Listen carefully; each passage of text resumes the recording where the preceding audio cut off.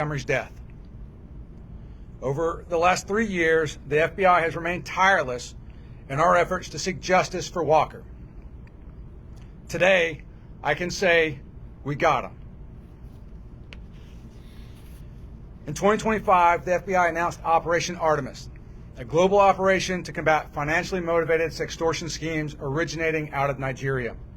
To date, FBI investigations have led to the arrest of over 20 Nigerian subjects participating in these schemes. Sextortion causes real harm. The impact on victims and their families is profound. I am thankful for Attorney General Lynn Fitch and her office.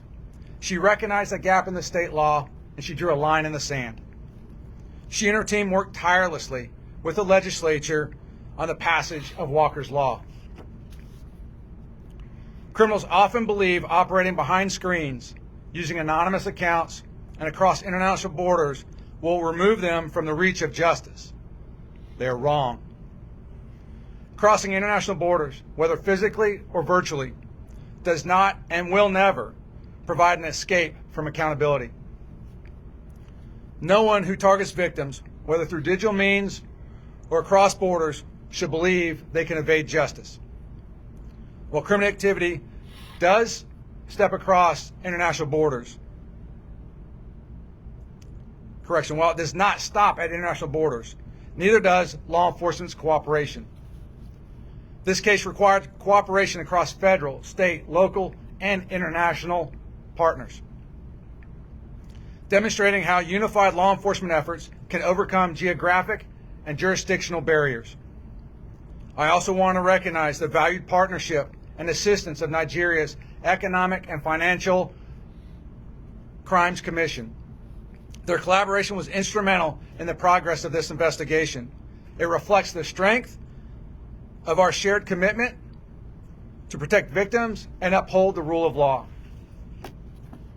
Today, my message is straightforward. State lines do not erase criminal charges, and international borders do not erase accountability. Individuals charged with a crime will not be allowed to use geography as their shield. We will find them. Our focus remains on public safety and justice for victims. To Walker's family, we recognize your strength and the weight you have carried. Today's action reflects our commitment to you. We will continue pursuing justice with the seriousness and determination Walker and all victims deserve. I'll now hand it over to Mississippi's Attorney General, Lynn Fitch. Good afternoon. I'm Lynn Fitch, Mississippi Attorney General. You know, Walker Montgomery should be here with us today. Walker should be moving into his dorm, visiting with his friends, and getting ready to go to class. But because he's not, that is the tragedy that we have at hand. And it's because of the criminal acts of someone halfway around the world to make this happen. Someone who's now been brought to the United States to stand trial for justice of Walker. The trial can't bring Walker back. But we certainly hope this will help. We know that you are certainly have been in suffering and pain, but some closure for all of you. You know, Walker's life was an incredible catalyst, and it really precipitated things in Mississippi. We passed not one but two laws, and they're very instrumental. We made sextortion a crime in Mississippi. Prior to that, it was not an offense that we could prosecute on now. Couple that with revenge porn and grooming law. Those are now in effect because of the Walker-Montgomery Act that was passed. We now have a lot of tools that our prosecutors can use to go after these individuals that cause harm to our children online. When we passed the Walker-Montgomery Protecting Children Online Act, in so many ways, our children have so many advantages. They have opportunities. They have devices in their pockets, in their purses. They have educational opportunities, more information than we'll ever know. But also with that, endless opportunity at their fingertips can bring a dark path. unfortunately, we are not at an opportunity where we can risk that. We have to acknowledge that. We have to be ready to stand united.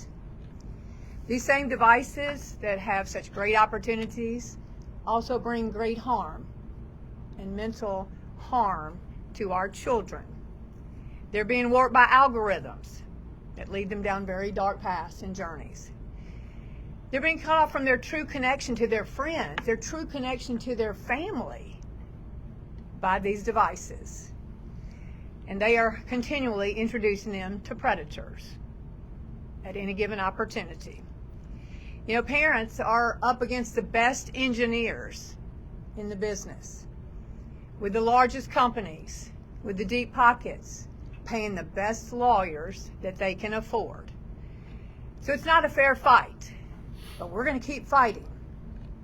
Parents need to stand up and be a part of, as we call it, the fight against the social media cartel. The cartel have really gone after and leveraged our children. But here's what's important. With the passage of the Walker-Montgomery Act, our state stood strong.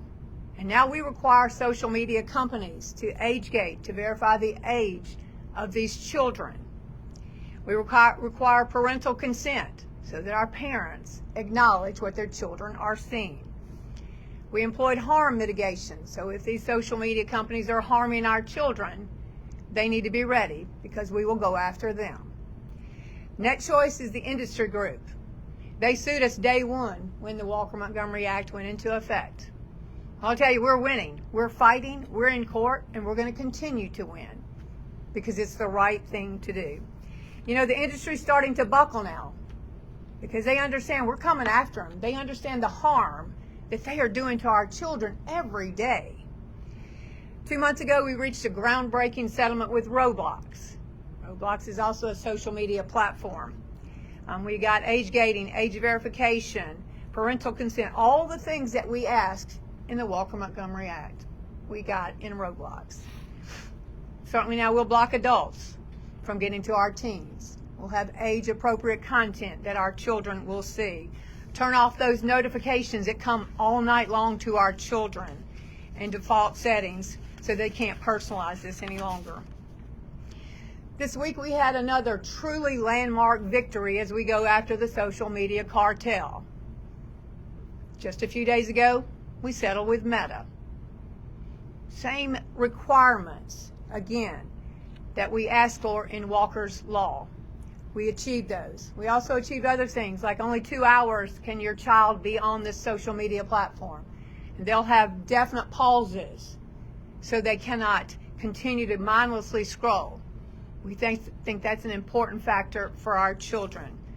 And certainly to disable the notifications that come during the school year. And those likes that every child wants to see, how many likes are on their page or whatever the case might be. But I want you to know this is only the start. We're going to continue. We're going to prosecute hard. We're going to continue to investigate because the battle for the souls of our children is at risk. And truly, I think that's the battle for our nation.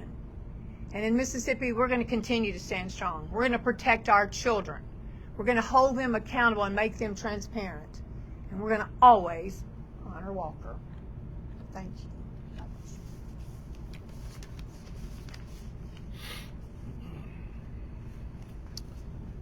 Good afternoon. My name is Mark Ballard and I have the honor and pleasure of serving as Chief of Police with the Starkville Police Department. Before I get started, I'm going to ask Sergeant Chris Jackson to come up here and have a seat with this distinguished group, because Sergeant Jackson was a very important part of why we're standing here today. In keeping with what has previously been said, some amazing points. This individual was apprehended thousands upon thousands of miles away, but the accusation of crime occurred very close to home, very personal. Tonight we're kicking off football season.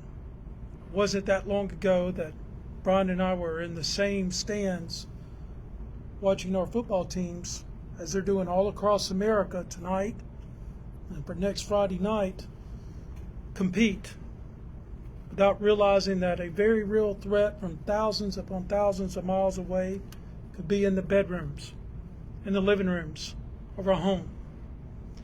So if there's ever a point to take from this, from Walker's death, please let it be. Get involved, get engaged. Don't have your child to teach you how to work social media. Be as a parent to take on that task and become the expert in social media. To Senior Agent Eichhoff and to Attorney General and to the United States Attorney General's office and also to Sheriff Hawkins, thank y'all. Senior Agent Eichhoff, your team has been amazing to work with. The men and women of the Federal Bureau of Investigation have shown once again that this is a complicated case, but one that was delivered and could not have had conclusion without amazing work from your people. So I'm very thankful for that. And to the families that have rallied around the Montgomerys, there's going to be a lot of happy people in Starkville. They understand that this can't take away the tragedy, but it will bring some conclusion for this family and for the Golden Triangle community. Thank you.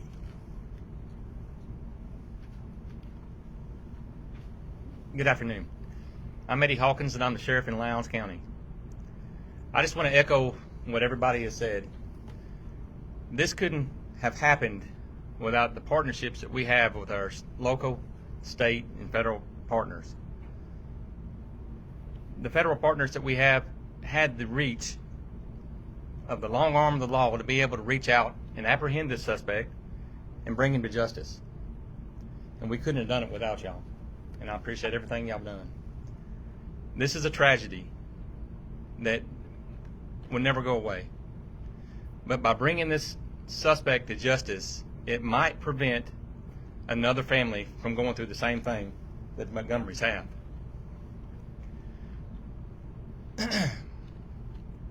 I can't say enough how much we appreciate all the work that everybody has put into this case to bring this suspect to justice. Thank you.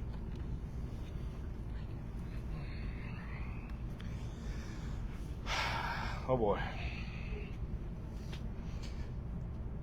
You know, if I could take you back to the morning we found Walker,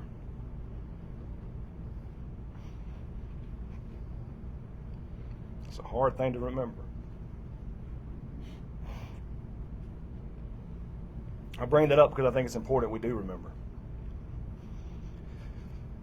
Because that started a journey for our family that we couldn't have imagined where it would go. We had no idea why our son would do that. And I know there's so many families that have lost a child that have no idea. My wife and I, Courtney, have talked about this multiple times. At least we know. At that time, we didn't.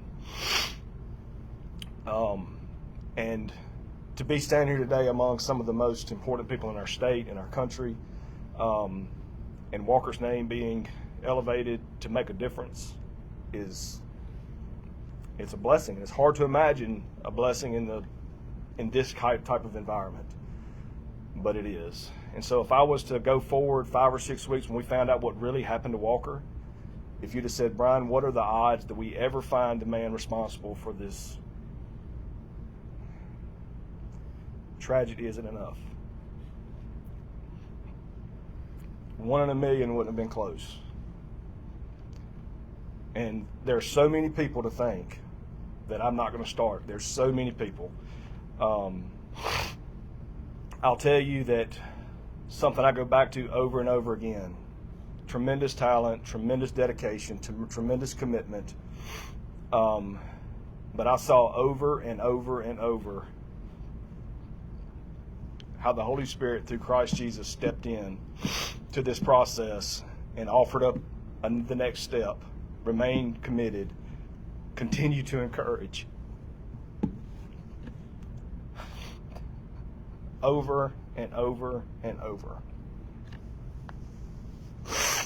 And when I see the people that affected, when I see the people that he called out of where they were, whether it was to engage us, whether it was to ask a question, through this process, our family has been in the spotlight with all the way to the President of the United States. And when you think about that, the opportunities he's given us to make a difference for this country, for this world, many, many parents lose kids that don't get that opportunity. So we're thankful for that. And at the same time, I want everybody to understand this is just the start. It's got to be. These companies are partially to blame for the loss of our son, Meta specifically. And this trial we just came through with is a signal that things are changing. We're making a difference, but we absolutely must take this opportunity to regulate these companies. There's no world that we exist in that they will ever self-regulate. They will always choose profits over protection. That's the business model. I stand here today just so thankful for everybody. I mean, everybody that's been active in this process. And we would not be here if it wasn't for you, and we would still be wondering what the man today is doing that's responsible for the death of our son. Well, today we know. He's in jail right across the street. That's my opinion. He's the man responsible. And so I thank everybody again, so thankful for our friends and family that have supported us. Thanks.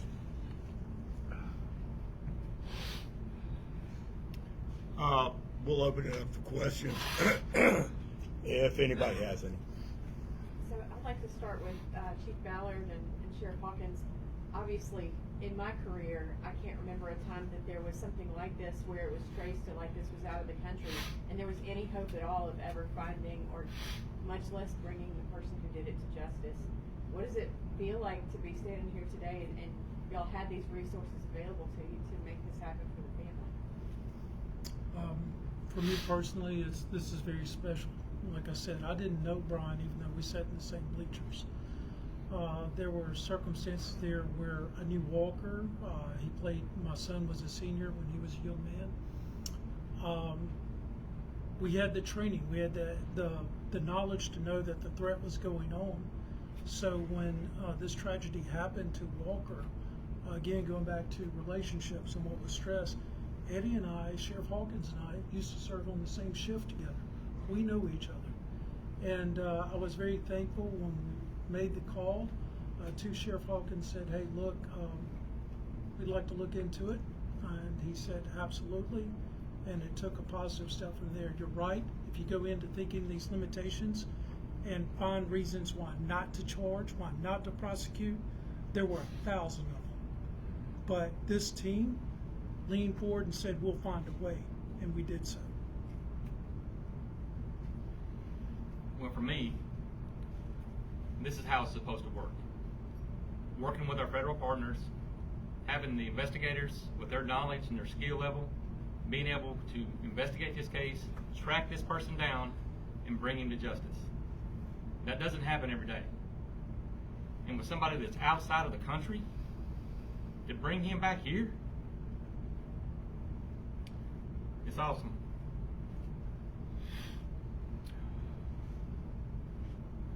Any other questions? Yes, ma'am.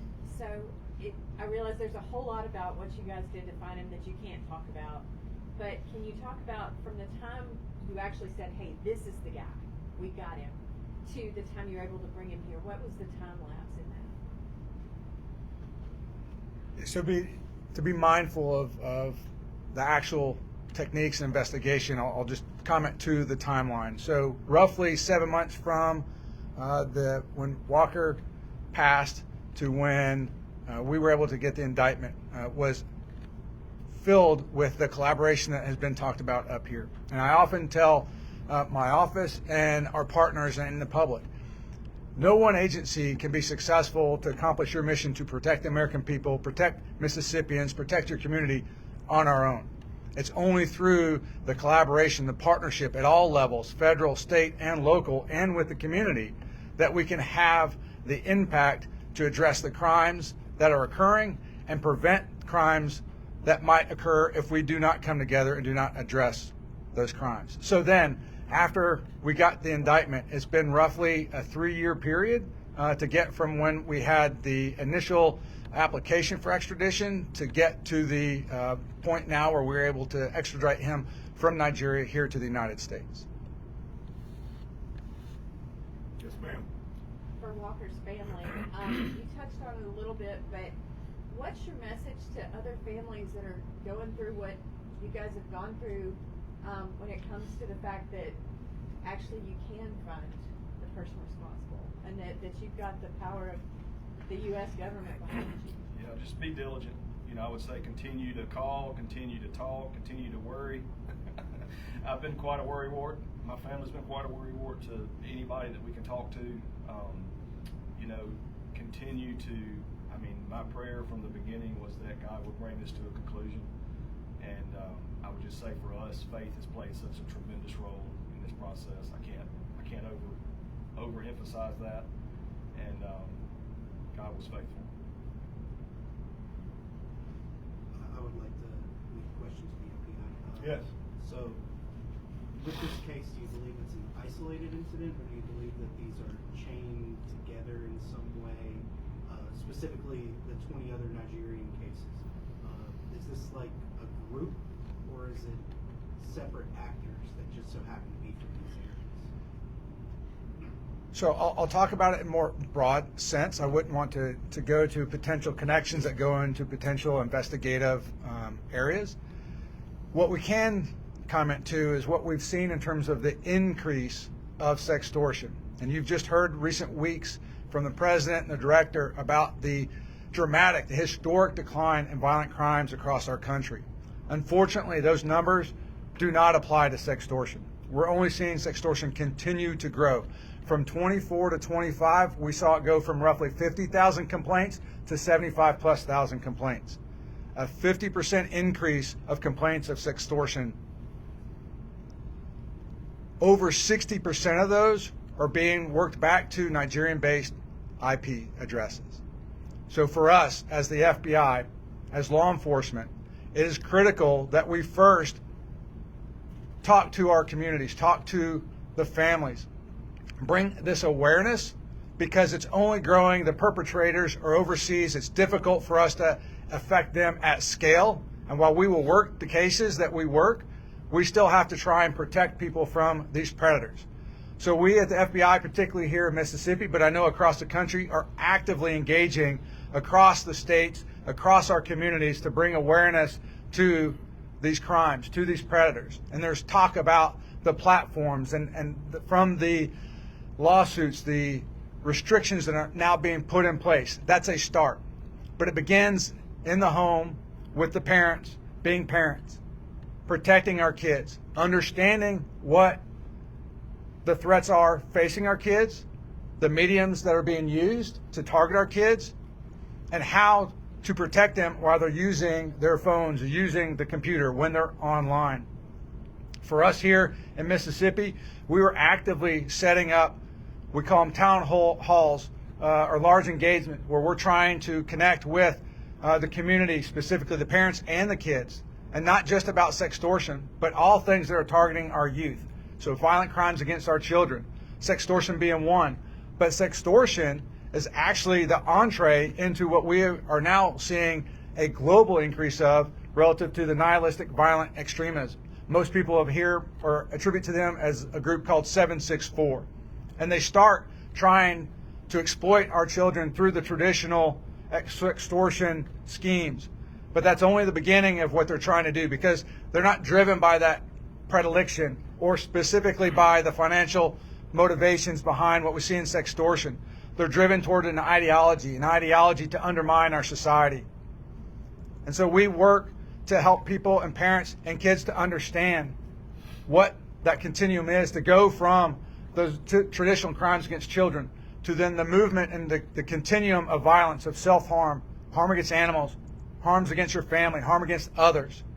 That is the goal of those groups and those that are participants of 764 and other groups that tie into the nihilistic violent extremism ideology. And so I share that as a call to all parents. Heed the warning. There are predators, there are evil predators that are targeting your children. If you love them, you will protect them.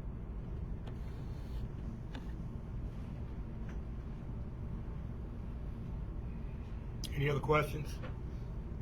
Okay, thank you.